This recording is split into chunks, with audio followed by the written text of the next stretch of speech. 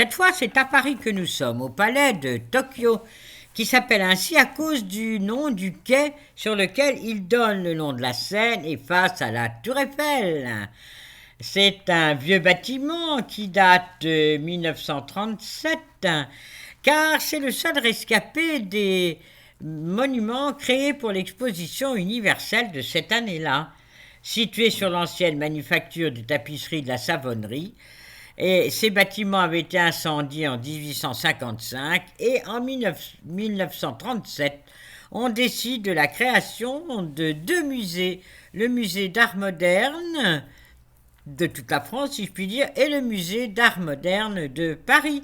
Les deux musées sont bien regroupés là. Les architectes sont Jean-Claude Dardel, André Houbert, Paul Viard et Marcel Dartigue.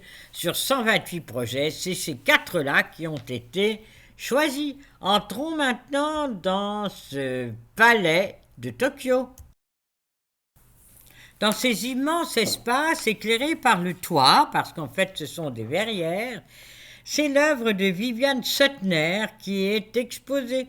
Des panneaux immenses. Cette femme est née à Buenos Aires dans les années 60 et elle a travaillé au Guatemala dans le village de Pana Jachel.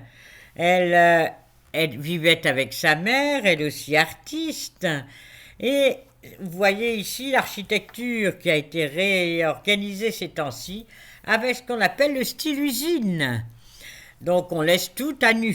Ça, c'est une réalisation pour que les enfants puissent jouer avec des blocs de mousse qu'ensuite ils remettent dans les différentes alvéoles de ce drôle de jeu. Mais en fait, la petite fille qui est là, elle s'y amuse énormément. Alors, ce palais expose des artistes du monde entier, modernes, contemporains, pour qu'ils puissent avoir une place au soleil. Alors là, c'est cette fameuse Viviane Sutter qui a été le thème de ses discos. En fait, ce qu'elle veut représenter avant tout, ce sont des fleurs, des fauves, des intempéries, une jungle picturelle. Regardez, c'est vraiment la jungle. Comme je vous le disais, elle vit au Guatemala et c'est toute cette jungle qu'elle a représentée. Un très grand nombre de toiles. Alors ces toiles, on peut les mettre dans tous les sens, hein. Dans un sens, dans l'autre, en hauteur, en largeur, comme on veut. Vous voyez, beaucoup de couleurs. Et c'est sa manière de peindre, c'est une jungle picturelle, dit-elle. Donc c'est vraiment très impressionnant, surtout dans ce monument au style usine où tout est très brut. Là, c'est un autre artiste qui est exposé là. C'est Tao Nguyen Pan.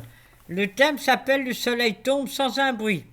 C'est une polyphonie du regard sur le Vietnam et sur la France, leur histoire, sans oublier les fantômes du passé. Donc vous voyez, c'est assez compliqué déjà.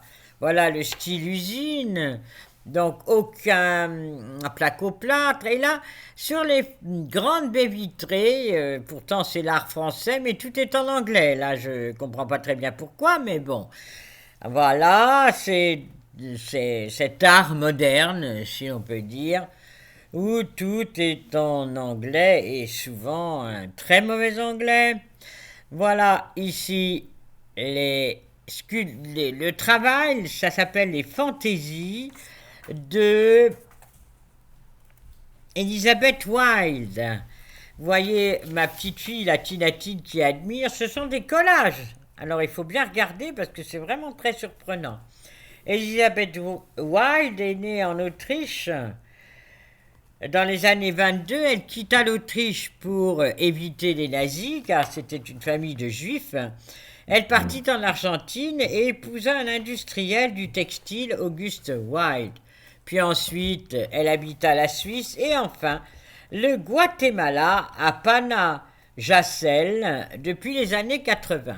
avec sa fille, Viviane Sutter, puisque c'est les mêmes artistes.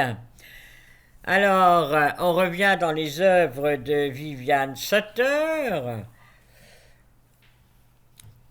Puis ensuite, c'est un autre artiste, toujours avec ce style usine. C'est l'artiste vietnamien Thao Nguyen Pan. Le soleil tombe sans un bruit. Voilà ma petite fille Tinatine qui découvre cet art moderne de la ville de Paris. Mais elle encore là, admire les œuvres de Thao Nguyen Pan, que ce soit des sculptures, des peintures. Il y a un autre artiste qui fait des découpages en papier pour occuper les enfants. Mais attention, on peut être fatigué et regardez comme il se repose bien. C'est pas tout, voilà l'endroit où là encore vous admirez le style usine où tout est brut et sans couverture de plâtre ou autre. Comme tout à l'heure, près de l'exposition de Thao Nguyen Pan, là, il y a aussi des espaces pour se reposer.